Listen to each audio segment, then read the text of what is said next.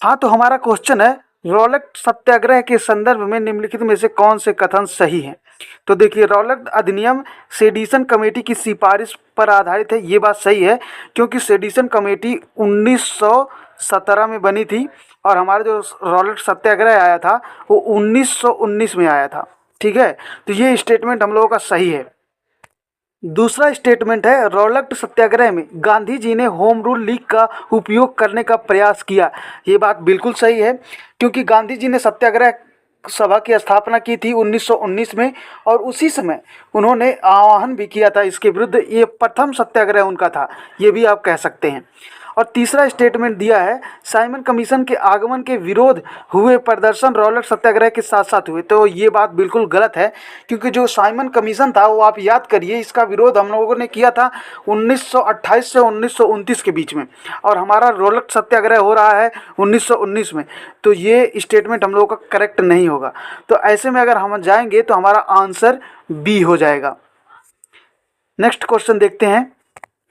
Question दिया है, निम्नलिखित में से कौन से भारत में उपनिवेशवाद के आर्थिक आलोचक थे? तो दादा भाई नौरोजी आपको पता है, जी सुब्रमण्यम अय्यर ये भी थे और आर.सी. दत्त ये भी थे। तो तीनों आंसर हम लोगों का सही हो जाएगा, तीनों स्टेटमेंट। ऐसे में हमारा क्वेश्चन का आंसर डी हो जाएगा और ये फैक्चुअल है, इसको आपको रटना ही पड़ेगा। और इन सब के बारे में आप थोड़ा थोड़ा पढ़िएगा, आर.सी. दत्त के बारे में, दादा भाई नौरोजी के बारे में और जी सुब्रमण्यम अय्यर के बारे में। नेक्स्ट क्वेश्चन देखते हैं। तो हमारा अगला क्वेश्चन है, कांग्रेस सोशलिस्ट पार्टी के संदर्भ में निम्नलिखित कथनों पर विचार कीजिए। पहला स्टेटमेंट दे रखा है, इसने ब्रिटिश माल के बहिष्कार और करों के अपवंचन की वकालत करी। तो वकालत इन्होंने अलग से नहीं की थी, ठीक है ना, इसका बहिष्कार अलग से किया था, क्योंकि यह कांग्रेस पार्टी का एक हिस्सा, तो अलग से इन्होंने कुछ भी नहीं किया था। तो ये स्टेटमेंट हम लोगों का गलत हो जाएगा। दूसरा दिया है, यह सर्वहारा का अधिनायकत्व स्थापित करना चाहती थी। तो ये भी स्टेटमेंट हम लोगों का गलत है, क्योंकि यह कभी भी ऐसा इन्होंने कोई क्लेम नहीं किया कि हम सर्वहारा वर्ग को अधिनायकत्व देंगे, उनको अधिकार देंगे। और तीसरा जो हमारा स्टेटमेंट है वो कह रहा है, इसने अल्पसंख्यकों तथा दलितों के लिए पृथक निर्वाचन की वकालत करी। तो ये बात तो हो ही नहीं सकती, क्योंकि आपको पता है कि महात्मा गांधी पृथक निर्वाचन के कितने क्या कहते हैं खिलाफ थे। उन्होंने बहुत सारे ऐसे आंदोलन भी किए। डॉक्टर अंबेडकर के साथ भी उन्होंने उनका काफ़ी वार्तालाप हुआ इस चीज़ को लेकर। तो ये स्टेटमेंट भी गलत है हम लोगों का, ठीक है। ये जो है, इसमें कुछ जो सदस्य थे उनका नाम मैं बता दे रहा हूँ। जयप्रकाश नारायण थे, आचार्य नरेंद्र देव थे, उसके बाद से आप अशोक मेहता को ले लीजिए, ये सब इसके सदस्य थे। तो हमारा जो ये स्टेटमेंट है ना, सही की बात कर रहा है ना, तो इसमें हमारा डी आंसर हो जाएगा, क्योंकि कोई भी स्टेटमेंट हम लोगों का सही नहीं है। नेक्स्ट क्वेश्चन देखते हैं। नेक्स्ट क्वेश्चन हमारा मिडिवल हिस्ट्री से है। इसमें दिया है, मध्यकालीन भारतीय क्षेत्र कुछ है और वर्तमान क्षेत्र। जो मध्यकालीन में जिसको क्या कहा जाता था वो उसे अब क्या कहा जाता है, ये लोकेट करना है कुछ। आइए देखते हैं। चंपक दिया है मध्य भारत, दुर्गर जम्मू का, और कुलुत मालाबार। और पूछ रहा है कौन सा हमने सही मिलान इसमें किया हुआ है। तो ये दुर्गर जो है ना, ये जम्मू कश्मीर में है, तो ये वाला स्टेटमेंट हमको सही है। बाकी चंपक जो है ये हमारा हिमाचल प्रदेश में है, और जो कुलुत है ये भी हिमाचल प्रदेश में है। तो दोनों मालाबार में नहीं है, मालाबार में ये भी गलत हो जाएगा, ये भी गलत हो जाएगा। चंपक और कुलुत ये हिमाचल प्रदेश के आज के लोकेशन में अगर हम लोग देखें तो वहाँ पर स्थित है। तो हमारा दो स्टेटमेंट गलत हो गया, पहला और तीसरा, यानी कि हमारा आंसर हो जाएगा बी, ठीक है। इसको याद ही करना पड़ेगा, ये फैक्चुअल है, मिडिवल हिस्ट्री से ये क्वेश्चन है। नेक्स्ट क्वेश्चन हमारा बुद्ध के बारे में दिया है। यहाँ से हर बार बुद्ध के बारे में एक ना एक क्वेश्चन होता ही है, हर साल लगभग। निम्नलिखित राज्यों में से किसका संबंध बुद्ध के जीवन से था? ठीक है, अवंती, गांधार, कौशल और मगध, इसमें में से किसमें था, ये पूछ रहा है। तो ये तो सभी को पता है कि ये जो अवंती है इससे उनका संबंध नहीं था, गांधार से भी उनका संबंध नहीं था, उनका संबंध था कौशल और मगध से। तो हमारा आंसर हो जाएगा बी। और देखिए, इस तरह का क्वेश्चन 2014 में भी आया है और बाद में भी आया है। तो हम लोग देखेंगे आगे, लेकिन आप 2014 का पेपर जब देखेंगे तो उसमें भी आपको बुद्ध से रिलेटेड क्वेश्चन मिलेंगे। तो हमारा आंसर हो जाएगा बी। नेक्स्ट देखते हैं। अगला क्वेश्चन फिर हमारा मिडिवल हिस्ट्री से होगा। दिया है, निम्नलिखित कथनों पर विचार कीजिए। स्टेटमेंट दिया है, बाबर के भारत में आने के फलस्वरूप क्या क्या हुआ था।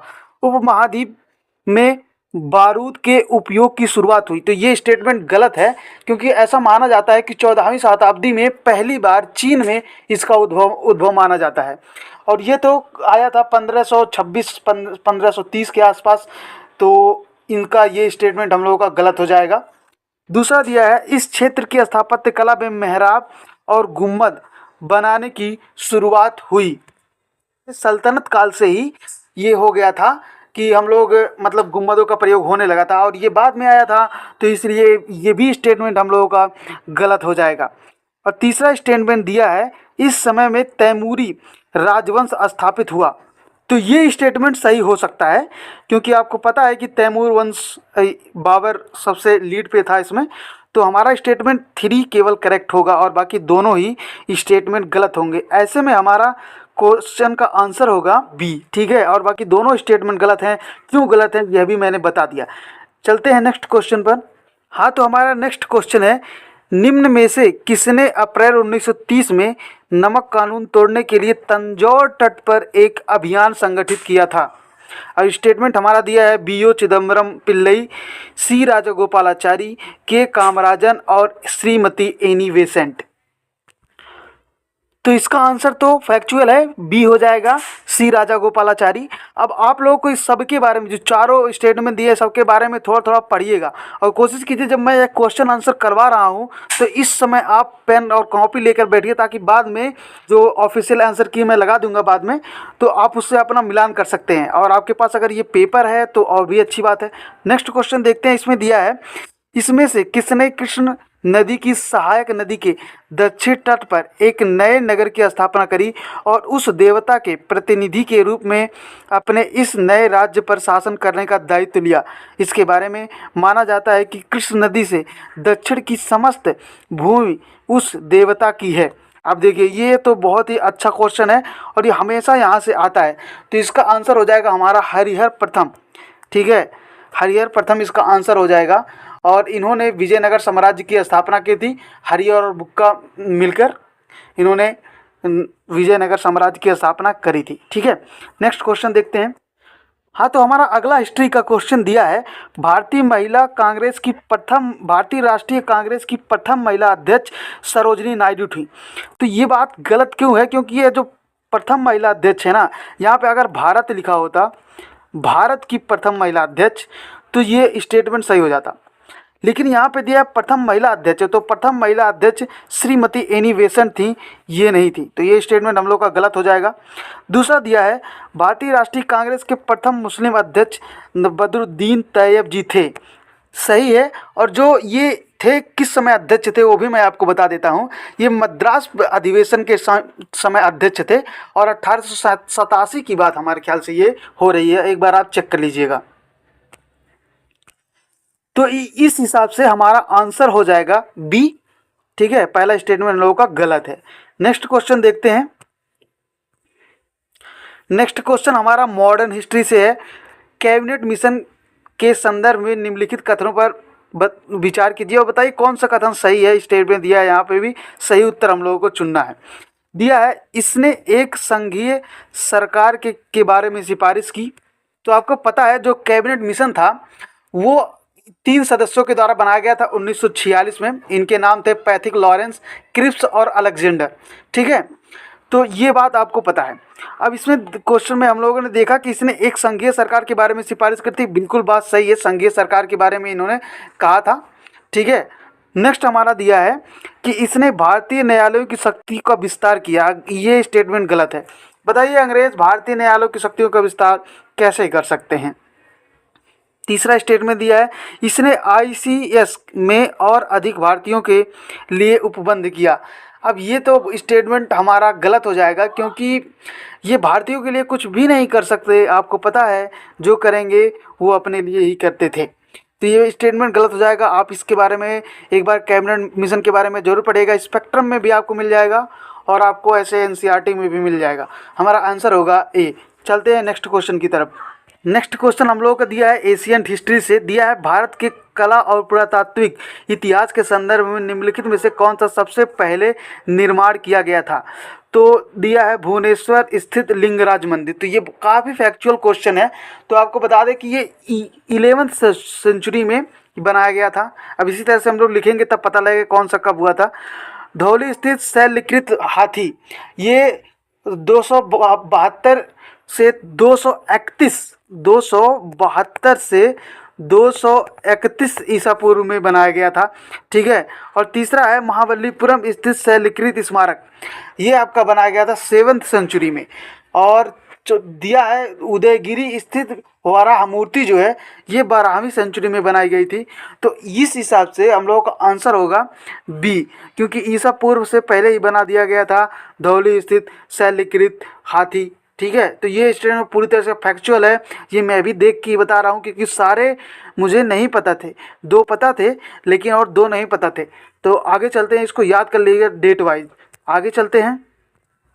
तो स्टेटमेंट दिया है कि भारतीय इतिहास के संदर्भ में निम्नलिखित में से कौन सा सामंती व्यवस्था का अनिवार्य तत्व है, इसको आप अंडरलाइन कीजिए, अनिवार्य पूछा है।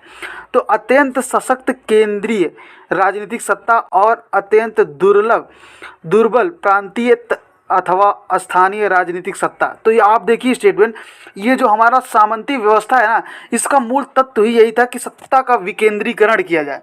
तो इसमें केंद्रीयकरण की बात कर रहा है, ये स्टेटमेंट गलत हो जाएगा। दूसरा दिया है भूमि के नियंत्रण तथा स्वामित्व पर आधारित प्रशासनिक संरचना का उदय होना। तो ये स्टेटमेंट सही है, प्रशासनिक संरचना का उदय हुआ जिससे काफ़ी अच्छी तरीके से उसे क्या कहते हैं, उसका अच्छी तरीके से मतलब देख रेख किया जाने लगा। तो ये स्टेटमेंट सही हो जाएगा।